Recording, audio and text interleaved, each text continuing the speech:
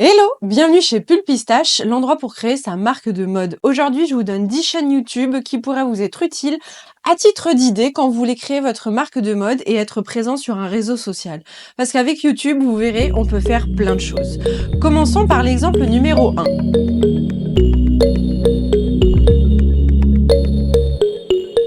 Alors quand on commence avec Dior, on se rend compte qu'il y a plein d'idées potentielles, mais c'est pas parce que c'est une marque de luxe qu'ils ont forcément raison sur tout, ou bien qu'ils sont à un stade déjà bien avancé sur leur présence réseau social. Et même entre les différentes marques de luxe, vous verrez qu'ils ne dégagent pas du tout la même chose. Sur Dior, il suffit simplement de regarder. Quand on regarde, il y a les défilés Fashion Week, il y a les behind the scenes, par exemple Rihanna avec le parfum, la campagne officielle de Rihanna et son parfum, pourquoi la directrice artistique a choisi cette collection, ce thème-là lors du défilé, et puis aussi pourquoi cette célébrité, elle a été choisie et pourquoi elle est ambassadrice, ou alors toujours dans le thème des célébrités, des gens connus, cette personne, elle a été vue à un événement, lors de cet événement, on a créé cette robe. Faisons une vidéo sur le making of et le comment on a créé cette robe afin de mettre en avant le pouvoir et le savoir-faire. Voilà. Donc il y a savoir-faire, le défilé, pourquoi cette collection par la directrice artistique, la campagne publicitaire et les célébrités ambassadeurs. Déjà là, ça donne 5 idées. On passe au deuxième exemple. Le deuxième exemple, là, on est sur autre chose. On est sur Zara, réputée pour sa mode rapide, accessible et son fast fashion avec des parfois associations avec des créateurs. Mais dans tous les cas, on est plutôt sur une présence mondiale et une marque qui propose des pièces pour hommes, pour femmes, pour enfants. D'ailleurs, ça se voit un peu sur la chaîne YouTube. Il y a dans leur playlist des gammes pour enfants, des gammes home, des gammes hommes. Et en fait, on se rend compte que Zara, ce sont des boutiques, avant tout. Ce sont des boutiques, et d'ailleurs, à l'arrière des caisses, vous vous rendez compte que quand vous achetez, enfin, moi, ça fait longtemps que je suis pas allée chez Zara, mais il y a souvent des vidéos ou des grands écrans qui mettent en avant la campagne et la collection. Et donc, ça va être des vidéos qui sont publiées sur le site YouTube de Zara, un peu comme si c'était leur propre plateforme personnelle de vidéos à utiliser en boutique, plutôt qu'à forcer ou à utiliser quelque chose de très... on utilise YouTube pour le référencement, ou on va faire des défilés Zara, ou... non, rien de tout ça, absolument rien.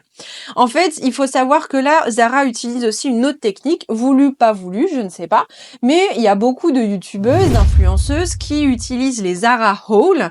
Donc quand vous tapez Zara, vous avez d'ailleurs pas forcément Zara officiel, la chaîne qui arrive en premier, mais beaucoup plus de haul avec tous les gens qui ont acheté des vêtements chez Zara.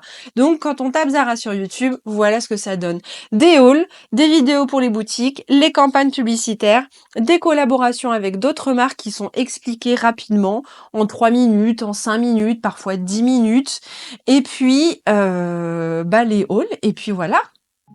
On passe au troisième exemple.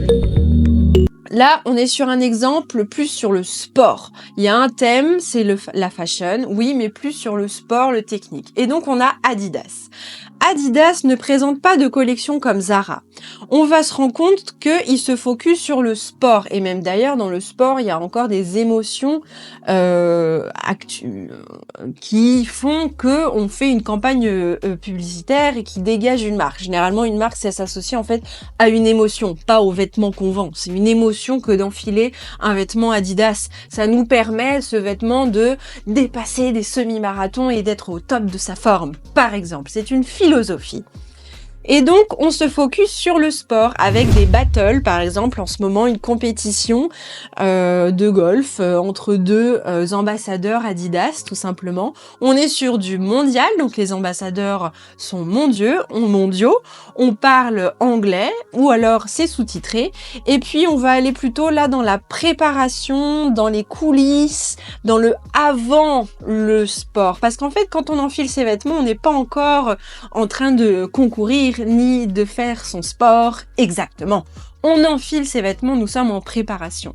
Et ça doit correspondre à un mood que Adidas a envie de mettre en avant actuellement. Et donc, chaque ambassadeur, chaque personnalité Adidas passe 10 minutes, du moins, présente 10 minutes au moment où il rejoint le cours de tennis, il rejoint le cours de golf, ou il rejoint en tout cas l'endroit où il va concourir et faire son sport.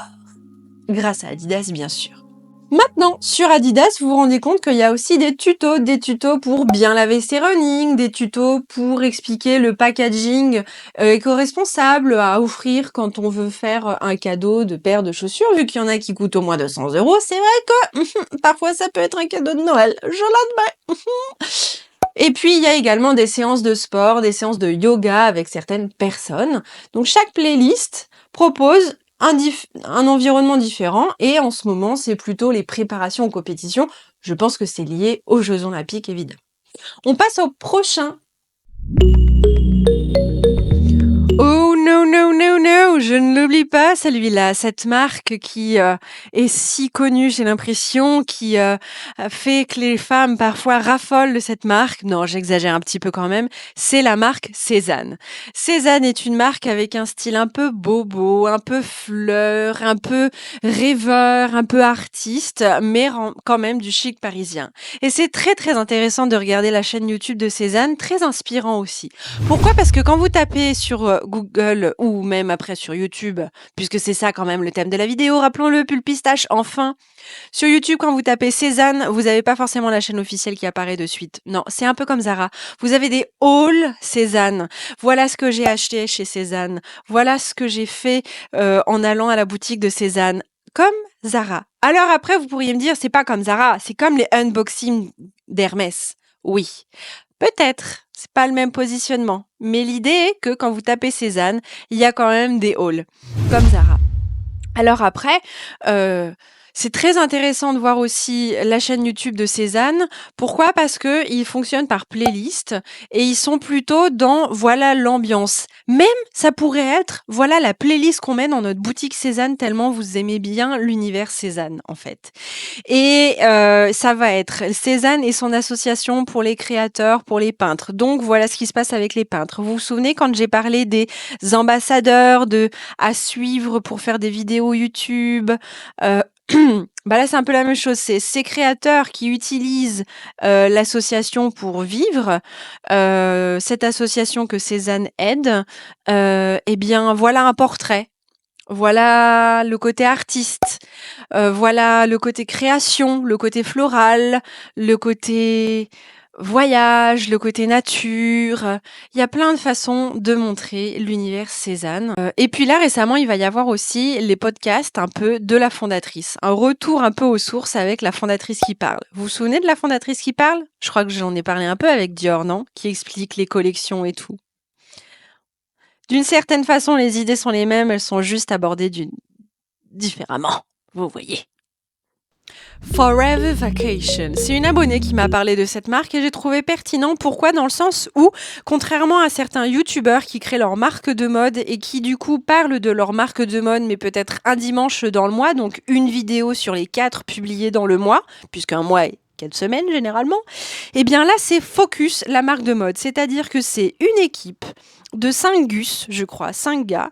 Est-ce que c'est 5 gars d'ailleurs ? Bon bref, 5 personnes qui travaillent dans cette marque, pour cette marque de mode, et vous suivez leurs aventures, mais toujours dans l'entrepreneuriat pour cette marque de mode. Ça va pas être l'entrepreneuriat en tant que youtubeur ou l'entrepreneuriat en tant qu'influenceuse comme My Better Self, Kitessi Martin ou Jubilee Brand.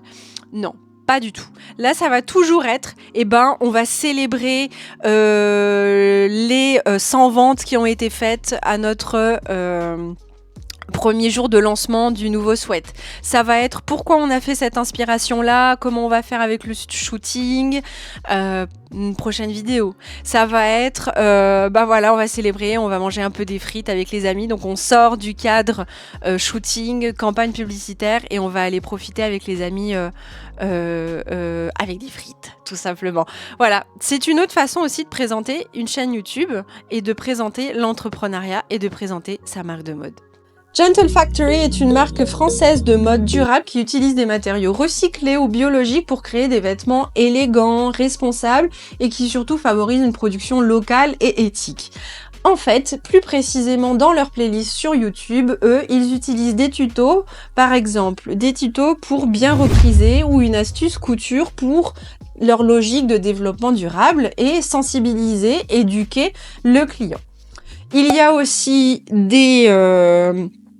des moments où ils font des vidéos pour dire qu'ils ont été à la presse, parce qu'ils ont été à la télé, donc un peu leur book press, tout simplement. Et puis plus récemment, on se rend compte qu'ils ont voulu présenter l'équipe. Donc là, ils sont plus dans, bah voilà, qui s'occupe de ça en France, qui est derrière cette marque. On enlève une partie de flou derrière cette marque.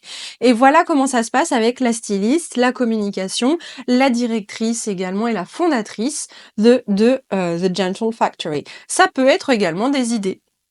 Résumé à Picture. Créée en 2008, Picture est une marque éco-responsable spécialisée dans les vêtements de plein air. Engagée dans le développement durable, elle propose des produits fabriqués à partir de matériaux recyclés, biologiques, pour le ski, pour le surf et d'autres activités en plein air. Plein air, plein air, plein air. C'est justement ça qu'ils veulent que l'on retienne quand on est sur leur chaîne YouTube. Ils vont toujours mettre en avant leurs vêtements, oui, mais à travers une caméra qui va être là pour des reportages d'aventures dans les montagnes, à l'étranger, en Mongolie, en je sais pas où, moi. Vous verrez, parce qu'il y a parfois des envies de voyage avec des montagnes enneigées et de très beaux paysages dans lesquels on va s'aventurer, on va aller pas forcément dominer la montagne, on va aller plutôt protéger ou alors en profiter pour être dans les rares personnes à aller sur cette montagne. Mais la caméra ne met pas en avant le souhait d'avoir dompté la nature. Pas du tout. C'est plutôt, on est allé à la nature et la nature nous a fait aller dans un autre pays. Dans un autre pays, on a découvert d'autres personnalités, d'autres cultures et tout ça en étant protégé avec les vêtements culture, bien évidemment. Leur créneau, Ride, Protect and Share. Et c'est exactement ce que l'on voit sur YouTube. Vous regardez ça presque pour vous détendre comme sur des reportages Arte. Vous allez à la découverte de l'autre, de ces gens qui vous ont ouvert les yeux sur ce paysage enneigé sur lequel vous allez skier et dont vous faites partie des rares personnes. Parce qu'il y a un côté très technique et il y a un côté on ride, on partage, on surfe, on skie et surtout on protège. Il y a d'autres chaînes YouTube qui sont peut-être communes, c'est les youtubeurs qui créent leur marque de mode ou des créateurs de marques de mode qui utilisent YouTube en expliquant toute leur vie d'entrepreneuriat dans la mode. Ouais, c'est le cas par exemple de Kitessi Martin Studio qui explique la vie d'entrepreneuriat dans sa marque de création de bijoux à Paris. C'est le cas de My Better Self, Louise Aubéry du moins, qui a créé je ne sais quoi, une marque de lingerie éco-responsable et inclusive et elle explique de temps en temps dans ses vidéos les galères de l'entrepreneuriat, comment elle a fait pour faire le shooting, tout ça fait qu'en fait elle parle de sa marque, elle le parle en donnant sa vision, sa philosophie directement depuis la fondatrice et ça marche également. Et c'est une présence sur YouTube. Maintenant, Louise Aubéry, c'est le nom de sa chaîne, c'est pas je ne sais quoi. Donc, il y a des moments où ça ne parle absolument pas de la marque. Mais peut-être qu'elle va faire en sorte, sous ses tailleurs, de porter un vêtement quand elle va faire d'autres vidéos de Louise Aubéry en tant qu'influenceuse, youtubeuse, par exemple. Brava Fabric, c'est une marque espagnole, barcelonaise, qui allie le style et l'éthique, dans le sens où ça va très souvent être des chemises avec des imprimés très sympathiques, par exemple des bisous, par exemple des motifs, moi que je trouve pas forcément vus à Lyon, et je trouve très sympa. C'est une marque qui est distribuée, par exemple, dans les boutiques Made in Europe, et que j'ai découvert moi à Lyon dans 2-3 boutiques déjà. Mais sur YouTube, ils sont pas forcément très présents. Cela étant, il y a des idées à piocher. La première, c'est qu'ils ont une chaîne YouTube, oui, mais qui est pas forcément actualisée très souvent. Par contre, le fondateur va faire des partenariats et des collaborations, des interviews avec d'autres personnes qui ont des chaînes YouTube. Donc, c'est une façon également d'être présent sur la plateforme sous format vidéo. Et alors maintenant, Brava, moi je dirais qu'il y a une petite astuce à prendre de chez eux, c'est que dans leur campagne publicitaire, pas besoin d'aller payer 5-6 mannequins pour aller à Tataouine-les-Bains pour faire la campagne publicitaire, la vidéo de 2-3 minutes. Non, non. En fait, eux, ils ont pris 2 sets. Il y a un set où vous êtes mettre au-dessus du toit d'un parking pour avoir une vue en extérieur, un champ beaucoup plus large et un set où en fait vous êtes en studio photo à l'intérieur. Et c'est là que tout se passe dans le montage. Le montage va rendre ça très fun, ils vont rendre ça très amusant, très rigolo, très dynamique et on aura quand même l'impression d'avoir plusieurs pages à l'histoire en fait, parce qu'il y a plusieurs champs, mais en fait il y en a que 2. Alors 2, c'est déjà plusieurs, mais c'était la petite astuce dont il fallait se souvenir quand on voulait créer des vidéos ou des collections par exemple.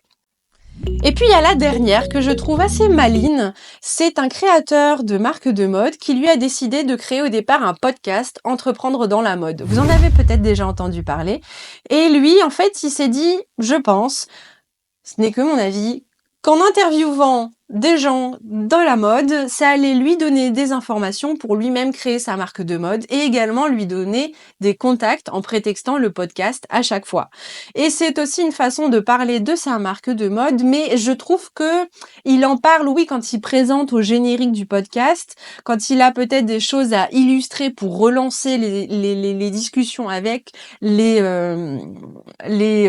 invités de son podcast, mais il va pas aller, je pense, pousser non plus à la consommation ou alors en parler beaucoup trop. Ça y est! Vous pouvez créer votre chaîne YouTube pour créer votre marque de mode et vous avez quelques idées pour démarrer tout simplement. Vous pouvez faire des tutos, vous pouvez faire des explications de pourquoi vous avez choisi cette collection, vous pouvez faire des behind the scenes, des savoir-faire comment c'est fabriqué, des je vous embarque avec moi, des entrepreneurs, des voici le mood, de voilà ce qu'on fait avec notre association, des plein d'idées. L'essentiel, c'est de les faire régulièrement, pas toutes les semaines forcément, pas tous les mois forcément, mais ça peut être 3 minutes, ça peut être 10 minutes, ça peut être 35 minutes. L'essentiel est que vous y trouviez au moins un intérêt et pas forcément un intérêt pour accrocher avec votre cible, mais ça peut être un intérêt ne serait-ce que d'avoir une présence et de montrer en image autrement que sur Instagram. Voilà. Je rajouterai ensuite à ça l'objectif parfois de YouTube pour certains, c'est le référencement. Pourquoi? Parce que dans le référencement naturel, vous avez aussi la possibilité de arriver jusqu'à Google grâce à votre vidéo YouTube.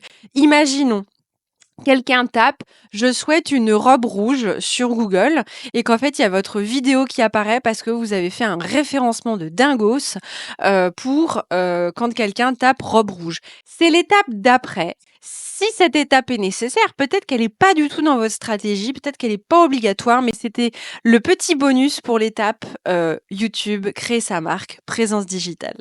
Voilà, moi je vous dis à bientôt. Ciao!